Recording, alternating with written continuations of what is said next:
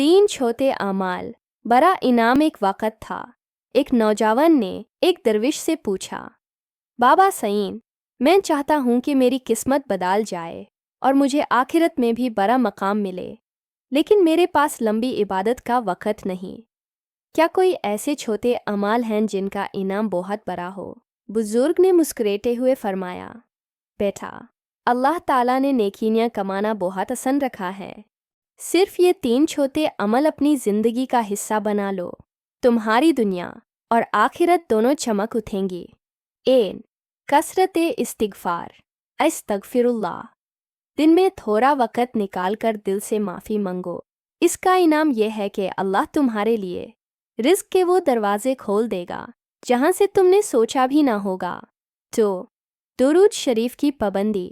जब तुम नाबी पर दुरूद भेजते हो तो अल्लाह तुम पर 10 रहमतें भेजता है और तुम्हारे हर गम का हल निकाल देता है। ये अमल तुम्हारी दुआओं की कबूलियत का रास्ता है। 3. सोने से पहले सबको माफ़ करना। रात को सोने से पहले अपने दिल को हर दुश्मनी से साफ कर लो। इसका इनाम जन्नत है। जो दुनिया में लोगों को माफ़ करता है, अल्लाह उसे क़यामत के दिन माफ़ फरमा देगा।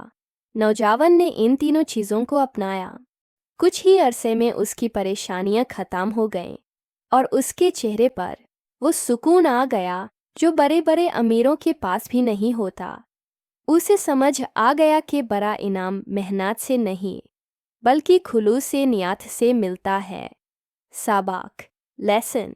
नेकी छोटी हो या बड़ी, अगर वो लगातार की जाए तो वो मुआजिज़ा दिखाती है। अल्लाह को वो अमल बहुत पसंद है जो थोड़ा हो लेकिन रोज़ाना किया जाए।